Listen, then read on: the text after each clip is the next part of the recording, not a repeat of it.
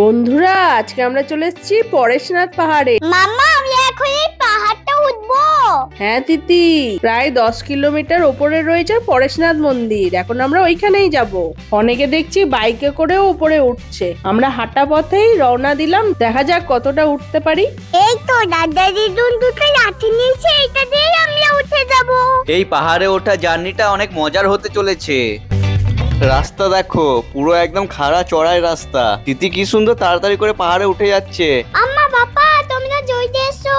এতক্ষণে মাত্র এইটুকুনি রাস্তা এলাম, এখনো আরো কতটা হাঁটতে হবে তিতি। ঠিক পাইবে মাম্মা, আমাকে ধরে ধরে চলো। তুমি আর এই লাঠিটাই আমার সাহারা। ও বাবারে, কত খাড়া চড়াই, আমি আর পাচ্ছি না উঠতে।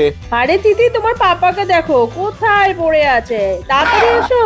হ্যাঁ, আমাকে সব ব্যাগগুলো ধরিয়ে দিয়েছো আর নিজেরা ফাঁকায় ফাঁকায় উঠছো, তো তাই মজা লাগছে। না না, তাড়াতাড়ি হাঁটি, না হলে আমি পিছিয়ে যাব। মাম্মা কি হলো? কি আর হবে তিতি, কতটা রাস্তা এইভাবে হেঁটে হেঁটেই চলে এলাম, কিন্তু আর পাচ্ছি না, পায়ে খুব ব্যথা হচ্ছে। তোমরা একটু উঠতে হাঁপিয়ে যাচ্ছ, দাদাইকে দেখো কত স্ট্রং, কি সুন্দর হেঁটে হেঁটে উঠে যাচ্ছে পাহাড়ে। হ্যাঁ তাই তো দেখছি, দাদাই দিদুন কি সুন্দর হেঁটে হেঁটে উঠে যাচ্ছে, আর আমরাই মনে হচ্ছে বুড়ো হয়ে গেছি। হেঁটে হেঁটে আর পারলাম না, তাই বাইকে করেই পাহাড়ের উপরে উঠছি। ওই যে মন্দিরটা দেখা যাচ্ছে পাহাড়ের চূড়াতে, দেখো আমরা অনেকটাই উপরে চলে এসেছি। কি যে বাজে রাস্তা ছিল, বাইকে করে আসতে গিয়ে খুবই ভয় লাগছিল। আবার দাদার পায়েও ব্যথা পেয়েছে, কত কষ্ট হচ্ছে দাদা। কিন্তু শেষমেশ আমরা পৌঁছে গেছি। অনেকটাই উপরে চলে এসেছি, এখান থেকে আর কয়েকটা সিঁড়ি উঠলেই আমরা পৌঁছে যাব পরেশনাথ মন্দিরে। দেখো চলে এসছি, আর একা আছে আর 100 মিটার। দেখো আমি কত স্ট্রং, আমি সবাই ফার্স্টে পৌঁছি। তিতি, তুমি স্ট্রং হলে কি হবে, তোমার মামা পাপা তো স্ট্রং নয়, বেশি আগে গেলে হারিয়ে যাবে। আমাদের সঙ্গেই চলো। এই তো চলে এসেছি পরেশনাথ মন্দিরে, ওই যে দেখা যাচ্ছে, কি সুন্দর লাগছে। বাবারে, কতটা পাহাড়ের উপরে উঠে এলাম। খুবই ক্লান্ত, কিন্তু এই জায়গাটা এসে সব ক্লান্তি দূর হয়ে গেল।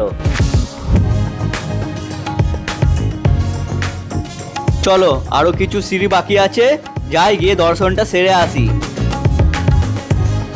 পাহাড়ের একদম ওপরে এই মন্দিরটা, আর এখান থেকে চারিদিকের ভিউটা যা লাগছে না। হ্যাঁ মাম্মা, এখান থেকে পুরো শহরটাকে দেখা যাচ্ছে।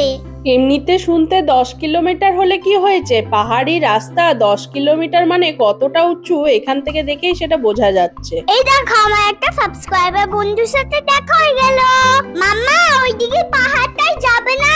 হ্যাঁ, ওইদিকেও আরো মন্দির আছে, কিন্তু আজকে আমাদের এখানে পৌঁছাতেই এত দেরি হয়ে গেল, আর ওইখানে যাওয়া হবে না। এবারে এতটা রাস্তা তো নিচে নামতেও হবে। খুব ভালোভাবে দর্শন হয়ে গেল। এবারে তিতি চলো, তোমাকে ঝর্ণা দেখিয়ে নিয়ে আসি। তাই আমরা এবারে পাহাড় থেকে তাড়াতাড়ি করে নিচে নেমে যাব। দিদি দেখো, আমরা চলে এসেছি উশ্রী ফলসে। কতদিন ধরে ইচ্ছে ছিল এই ঝর্ণাটা দেখতে আসার। দেখো কি সুন্দর লাগছে চারিদিকটা। এই ফলসটা কি সুন্দর, পাহাড়ের গা বেয়ে জলটা কি সুন্দর পড়ছে, কি সুন্দর লাগছে। চলো তিতি, আমরা একটু জলের কাছ থেকে ঘুরে আসি। দেখছো, এখান থেকে ঝর্ণাটা দেখতে আরো সুন্দর লাগছে। হ্যাঁ পাপা, চলো না মাম্মা, আমি ওই ঝর্ণাটার থেকে একটা স্নান করে আসি। না না তিতি, অনেক ঠান্ডা জল।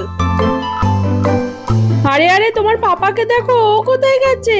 তুমি আবার অত নিচে কেন নামতে গেলে? আরে না না, কিচ্ছু হবে না। দেখো, আমি ভাবছি এই ঝর্ণা জলটা একটু স্নান করে নি, কিন্তু যা ঠান্ডা, বাবারে, থাক থাক।